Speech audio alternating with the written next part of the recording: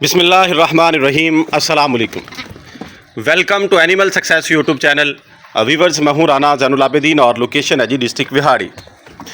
आज हम क्रॉसिंग के दौरान बकरी की केयर पे बात करेंगे कि क्रॉस जब बकरियां हो रही होती हैं, हीट पे आती हैं, हम क्रॉसिंग करवाते हैं तो उनको क्या प्रोटोकॉल्स देने चाहिए, क्या उनकी केयर करनी चाहिए। तो पहले तो बहुत से दोस्त जो हैं इन दिनों में मैसेजेस कर रहे थे, पूछ रहे थे कि जानवर जो हैं वो हीट पे नहीं आ रहे। तो मैंने चंद दिन पहले वीडियो इस पर्पज़ के लिए इस टॉपिक के अपलोड की और काढ़ा एक ख़ास किस्म का बनाया जो कि मैं अपने जानवरों को मैंने उसी दिन इस्तेमाल करना शुरू किया था। तो वो मैंने तकरीबन 4-5 काढ़े दिए हैं। तो अब लग रहा है कि जानवर जो हैं वो हीट पे आ रहे हैं।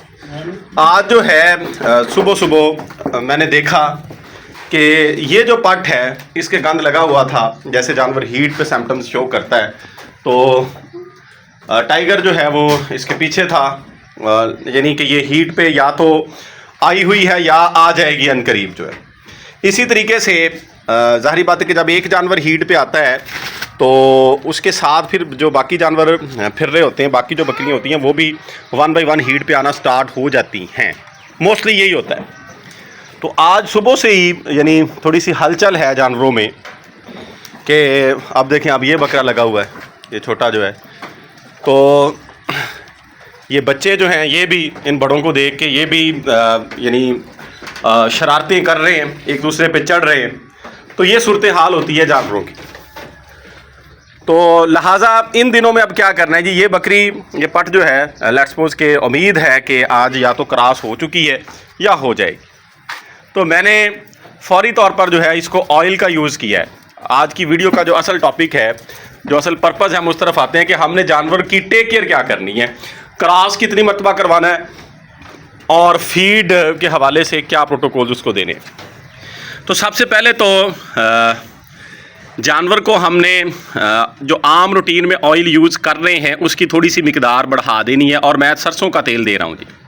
अब जो है जो बकरी क्रॉस हुई है, लेट्स सपोज ये पट जो है, इसको मैंने फौरी तौर पे मेरे सामने यानी बकरा जो इसके पीछे लगा रहा है, कंफर्मेशन ये है कि ये क्रॉस हो चुकी है, मतलब इसके जो सिम्टम्स हैं वो ये। तो मैंने इसको सरसों का ऑयल जो है वो तकरीबन 30 ग्राम जो है वो दिया है, लेकिन उसमें 20 ग्राम पानी ऐड करके यानी मिक्स करके वो इसको पिलाया है मैंने। तो ये मैं इसको 3-4 दिन, जो भी जानवर आपका क्रॉस होता है उसको 3-4 दिन लगातार ये पानी मिक्स करके इस तरीके से ऑयल जो है वो 30 ग्राम डेली बेसिस के ऊपर उसको यूज़ करवाएं। आम रूटीन में अगर हम 20 करवा रहे हैं तो उसको 30, अगर 30 करवा रहे हैं तो 40, यानी थोड़ा सा उसको बढ़ा देना है अपने जानवर के बॉडी वेट के लिहाज से। तो इसके अलावा हमने क्या करना है जी, मैं जो कर रहा हूँ जी, मैंने फौरी तौर पर इसको जो है न्यूरोबान मेरे पास मौजूद था वो इंजेक्ट किया है ताकत के लिए।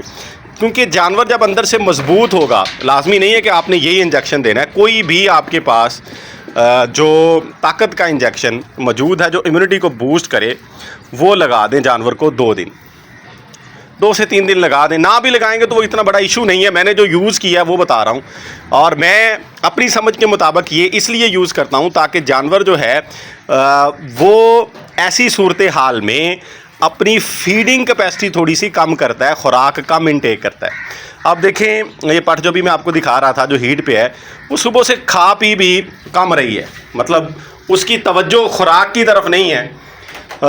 ये देखें, अब इधर आई खड़ी है। तो इसकी हरकतें जो हैं वो चेंज हुई हैं, खुराक भी ये जैसे नॉर्मल रूटीन में खाती है वैसे नहीं खा रही। तो लिहाजा जब खुराक जानवर नॉर्मल नहीं खा रहा तो हमने उसको ये कह लें कि कोई भी मल्टीविटामिन जो सिरप की सूरत में, इंजेक्ट की सूरत में उसको इंटेक करवाना है ताकि उसका जो इम्यूनिटी सिस्टम है वो बहाल रहे, अंदर उसकी ताकत बहाल रहे।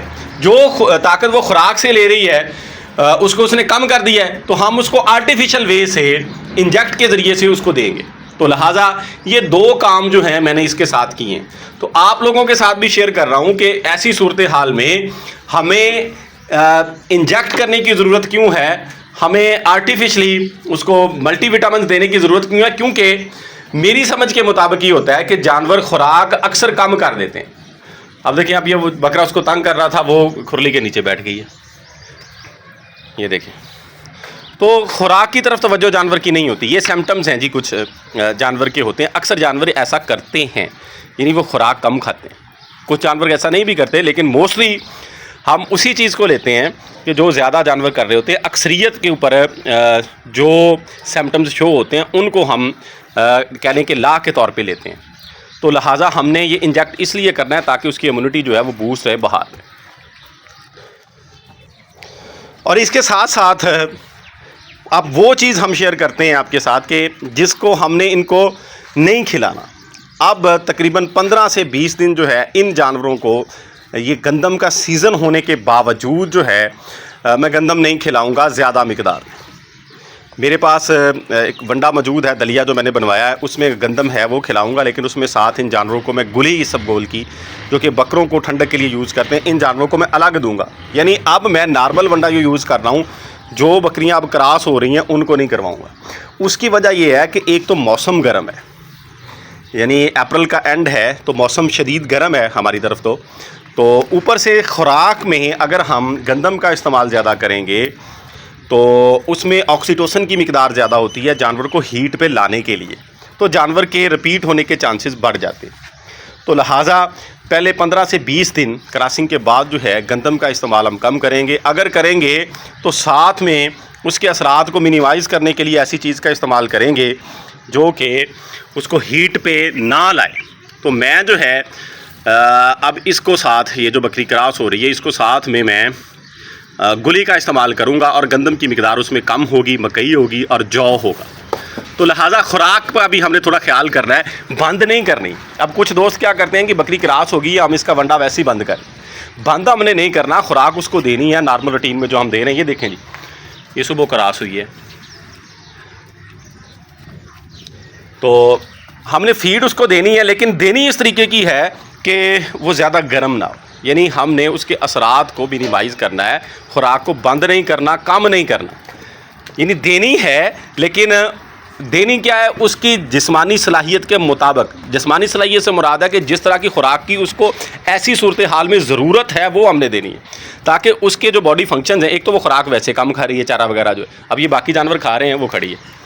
तो ऊपर से अगर हम उसका वंडा भी बंद कर देंगे तो हम तो उसको खुराक की कमी का शिकार कर देंगे। जब जानवर खुराक की कमी का शिकार होगा तो वो कंसीव नहीं करेगा, कंसीव करने के चांसेस कम हो जाते हैं। तो लिहाजा हमने खुराक बंद नहीं करनी, वंडा बंद नहीं करना, बल्कि वंडा हमने उसको वो देना है जो उसके लिए ऐसी सूरत हाल में बेहतर हो।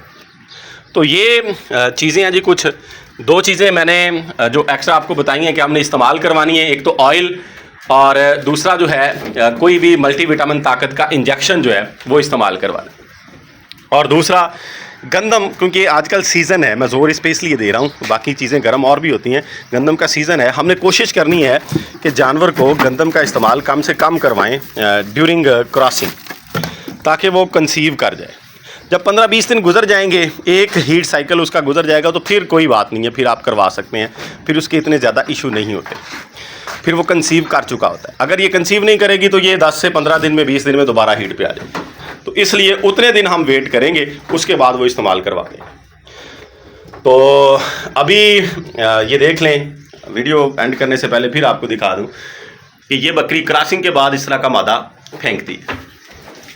तो लिहाजा जो दोस्त इस इंतज़ार में थे कि बकरियां हीट पे नहीं आ रही, तो वो मेरा ख्याल है कि अब क्रॉसिंग सीज़न अपने अरूज पे आ रहा है, अब जानवर हीट पे आएंगे। सुबह से मेरे फार्म के अंदर तो ये सूरत हाल है कि मुझे ये लग रहा है कि आने वाले चंद दिनों में मोस्टली बकरियां क्रॉस हो जाएंगी। तो लिहाजा इन प्रोटोकॉल्स का हमने ख्याल करना है ताकि हम अपने जानवरों से अच्छी प्रोडक्शन ले सकें। वीडियो एंड करते हैं, अपना ख्याल रखिएगा। फ़ी अमानिल्लाह, अल्लाह हाफ़िज़।